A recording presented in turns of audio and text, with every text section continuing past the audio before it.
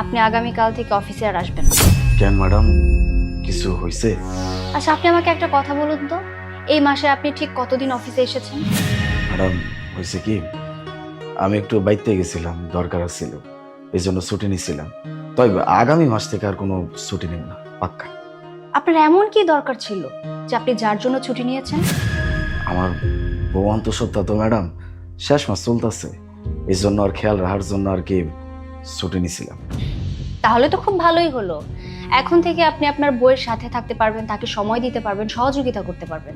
Madam, সব কিছুই ঠিক আছে, তাই আপনি যদি আমার এই কামের থেকে বাইর করে দেন, তাহলে আমার কাছে একটি আইব কই থেকে। ম্যাডাম, আমি তো কইলাম আগামী মাস থেকে আমি আর কোনো ছুটি নেব না। আর আমি যদি আপনাকে ছুটি দিই তাহলে? মানে কিছু বুঝলাম না ম্যাডাম। তার মানে হলো আপনি আজকে সকালে যখন কথা বলছিলেন, আমি আপনার সব কথাগুলো শুনে ফেলেছি।